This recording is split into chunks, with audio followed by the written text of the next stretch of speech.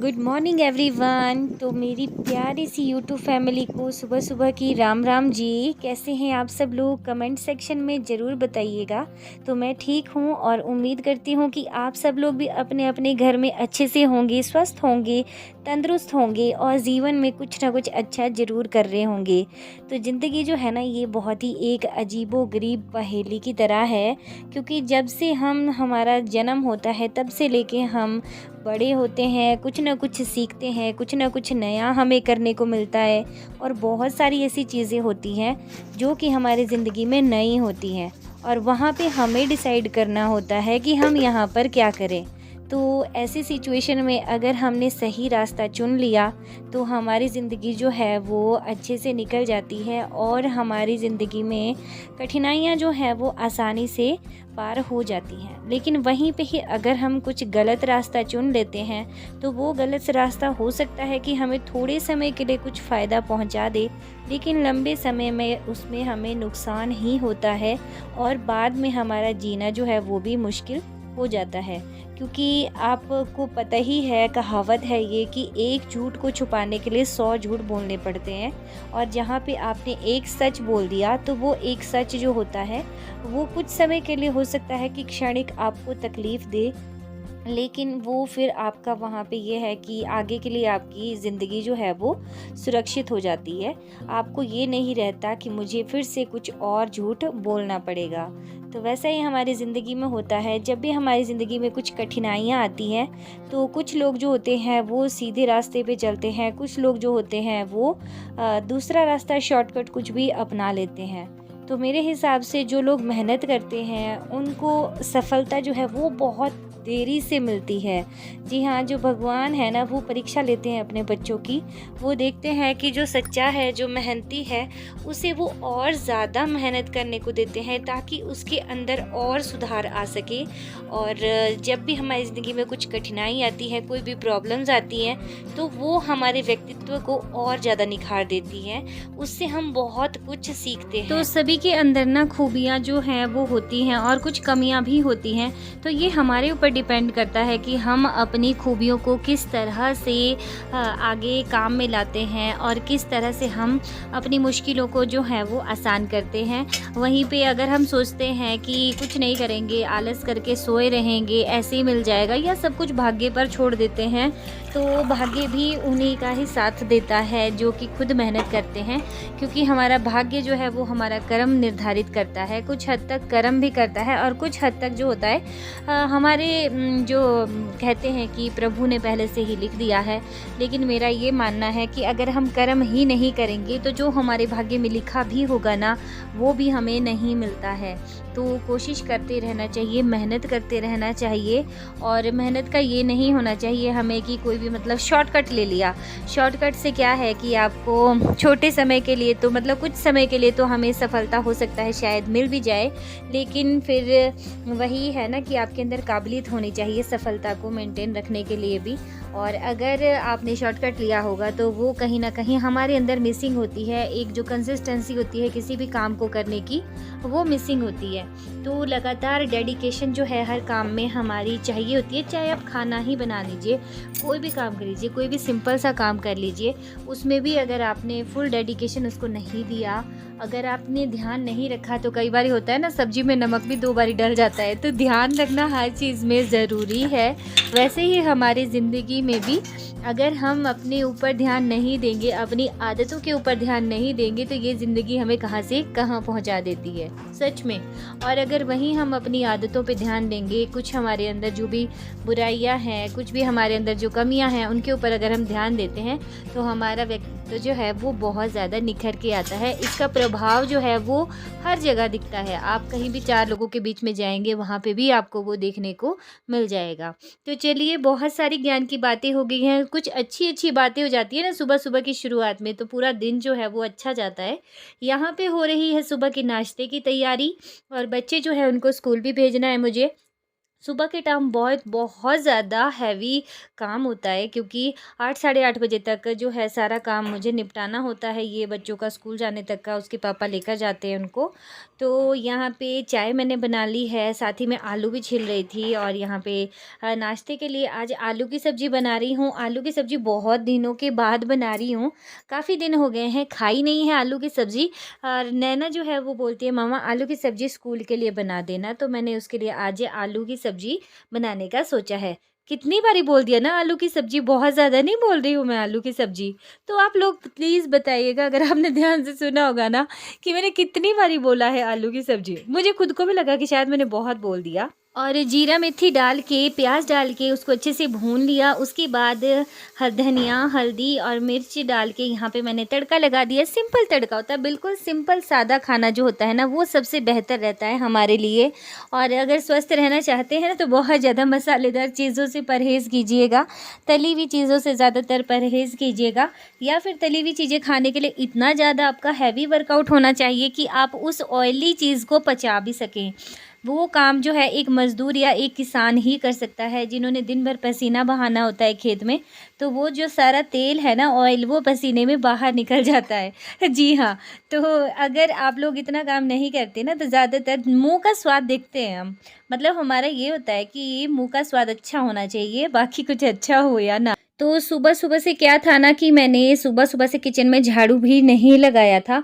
सबसे पहले मेरा यही था कि सब्ज़ी जो है बस वो पकने को रख दूँ मैं, उसके बाद मैं सारे में झाड़ू लगाऊँगी, सारा साफ़-सफ़ाई का काम जो है वो करूँगी। और यहाँ पे सार्थक जो है ना, वो भी उठ चुका है, जैसे कि आप देख सकते हैं। और हिमाचल में हमारे काफ़ी ठंड है अभी भी, तो आप देख ही रहे होंगे कि सार्थक ने भी स्वेटर पहना है, मैंने भी यहाँ पे स्वेटर और शॉल जो है वो पहनी है। तो यहाँ पे थर्माकोल शीट जो है ना, अभी तक मैंने ये उठाई नहीं है भई, क्योंकि टाइल्स पे ना नीचे ठंड लगती है, और छोटे बच्चे वाला घर है, मतलब छोटे ही हैं अभी तो। अभी सोचेंगे लोग कि 3 साल का बेटा हो गया, अब तो बड़े हो गए बच्चे, लेकिन नहीं भई, अभी भी छोटे ही हैं। और कभी भी बीमार पड़ जाते हैं तो मुश्किल हो जाती है ना, और ख़ासकर माँ को तो बहुत ज़्यादा दिक्कत होती है जब बच्चे बीमार होते हैं, क्योंकि बच्चे ना ज़्यादातर माँ को ही परेशान करते हैं। तो यहाँ पे मैं इसको झाड़-झूड़ के अच्छे से बिछा दूँगी। वैसे तो ना मैं ये किचन का साफ़ करने का काम जो है ना, ये मैं रात को ही निपटा देती हूँ। जी हाँ, वैसे कहा जाता है कि रात को झाड़ू नहीं लगाते, लेकिन हमारे यहाँ पे कहते हैं कि रात को किचन को गंदा नहीं छोड़ते। और लेकिन पिछली कल रात को मैं नहीं लगा सकी झाड़ू, बहुत टाइम हो गया था, और फिर बहुत ज़रूरी काम भी था। मेरे पास केक का ऑर्डर था पिछले कल, और उसको मैंने बनाया। तो बनाते-बनाते काफ़ी टाइम हो गया, और उसके बाद मैं थक गई थी बहुत ज़्यादा, सच में बहुत ज़्यादा थक गई थी, और मैं सोना चाहती थी। तो टाइम भी बहुत हो गया था, 11 बज चुके थे जब केक बना रही थी ना मैं। और वो केक ना शिमला से था ऑर्डर मेरे पास, शिमला गया वो केक, सोचिए आप। कहाँ-कहाँ तक जाते हैं ना, नहीं। लेकिन मैं ये सोचती हूँ कि हाय राम, इतने दूर को केक ले जाते हैं। मैं ना उनसे पूछना ही भूल गई कि केक जो है ना, वो ठीक कंडीशन में पहुँच गया था घर तक कि नहीं पहुँचा था। मतलब यहाँ से तो मैं ठीक करके दे देती हूँ, लेकिन वहाँ पे वो ठीक पहुँचा है कि नहीं, ये ले जाने के ऊपर डिपेंड करता है कि वो लोग कैसे ले गए होंगे। तो मैं पहले ही आपको बताती हूँ कि सोलन तक मैं पहुँचा देती हूँ केक को। मैं कहती हूँ कि वहाँ से आगे आप देख लीजिएगा कहाँ पे आप ले जाना चाहते हैं। या कई बारी कई कस्टमर ऐसे भी होते हैं जो कहते हैं कि आप फलानी बस में भेज दीजिएगा, हम वहाँ पे उतार देंगे। तो फिर मैं वैसे करके भी भेज देती हूँ, अगर मुझे ठीक लगता है तो।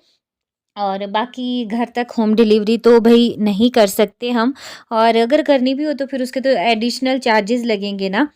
तो बस इस तरह से जो है मेरा काम वो चलता है। अभी साफ़-सफ़ाई जो है वो भी कंप्लीट मैंने कर ही ली है।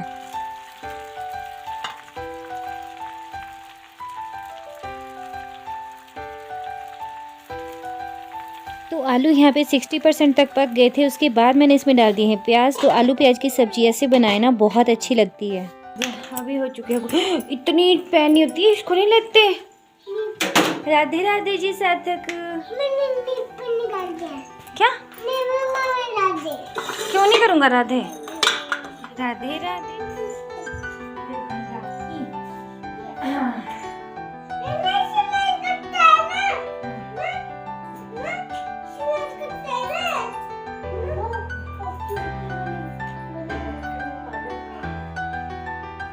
तो अभी हो चुके हैं 7:40 और मैं यहाँ पे लगी हूँ बच्चों की ड्रेस जो है उसमें प्रेस करनी। तो पहले मैंने नैना की ड्रेस में प्रेस कर लिया और उसके बाद यहाँ पे धैर्य जो है उसकी ड्रेस में प्रेस कर रही हूँ। तो रात को मैंने आपसे कहा ना केक बना रही थी तो सारा काम जो है वो छूट गया था।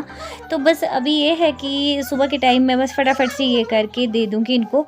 सिर्फ इन्हीं के कपड़ों पे होगी अभी प्रेस जो उनकी ड्रेसेस हैं। बाकी जो और घर के कपड़े हैं जैसे कि हस्बैंड के और पापा जी के तो उनके बाद में करूँगी मैं। और घर में पहनने वाले कपड़ों पे तो मैं नहीं करती हूँ प्रेस। जो आने जाने वाले होते हैं ना जैसे सोलन जाने के या कहीं भी, उन्हीं में करती हूँ। तब तो बहुत सारे हो जाएंगे, पूरा दिन निकल जाएगा उसमें ही। तो घर के सारे काम निपटाने के बाद आज मैंने हेयर वॉश भी किया और यहाँ पे सार्थक को भी नहलाया, खुद भी हेयर वॉश किया, नहाई। उसके बाद मशीन में डाल दिए हैं कपड़े धोने के लिए। गर्म पानी डाला है ताकि जल्दी अच्छे से साफ़ हो जाए। तो गर्म पानी से धोती हूँ तो ऐसा होता है ना कि मशीन में ही साफ़ हो जाते हैं कपड़े अच्छे से, थोड़ा बहुत घिसने की ज़रूरत पड़ती है बस।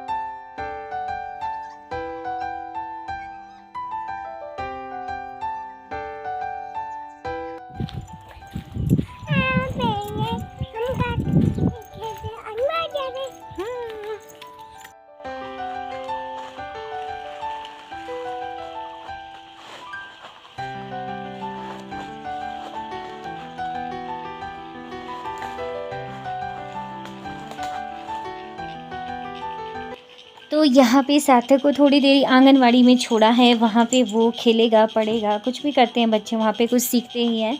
उसके बाद मैं आ गई थी अपने बगीचे में, यहाँ से आई हूँ समदा लेने के लिए। साथ ही में मुझे यहाँ पे हरी हरी पत्तियाँ जो हैं वो भी दिख गई थी, तो उसका भी मैंने एक छोटा सा पूला जो है यहाँ पे बना लिया है। तो सूखी सूखी समदा जो है वो मैं यहाँ पे लेने के लिए आई थी। और चलिए अभी इसको लेके घर चलती हूँ, क्योंकि उसका कोई पता नहीं है और वहाँ से कब वो घर को आ जाएगा पता भी नहीं लगेगा उसका। तो इसलिए फटाफट से दौड़ के भी मुझे ऐसे ही देखना पड़ता है कि फटाफट सारा काम निपटाती हूँ। वैसे तो वो आता नहीं है, लेकिन कई बारी मूड नहीं होता बच्चे का तो बच्चा घर को आ जाता है।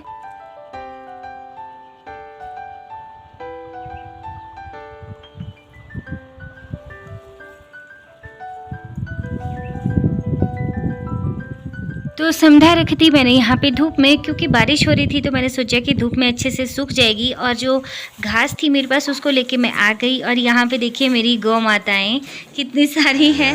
तो ये सारी बच्चियाँ हैं। अभी जब बीमारी आई थी ना उस टाइम काफ़ी हमारे नुकसान हुआ यहाँ पे। अभी शाम का टाइम है, मैं यहाँ पे धैर्य के पास चाय भेज रही हूँ खेत को, और उसको बोली थी वीडियो बना, लेकिन ये फ़ोन लेके भागने की सोच रहा था, लेकिन मैंने इससे फ़ोन जो है वो ले ही लिया। धैर्य था बैठा हुआ यहाँ पे, शायद उसने गिर दी टाइल पे ना, चाय गिर दी। और ये ना बहुत ही गंदी लगती है देखने में, और साथ ही में ना मक्खियाँ तो होती हैं वो अलग। तो इसको मैं यहाँ पे साफ़ कर लेती हूँ। ये देखो यहाँ सारे में ये फैल गई है। इसको जो कपड़े धोने का ब्रश है ना इससे कर दो, मैं घिस के साफ ऐसे। पहले से कर दो,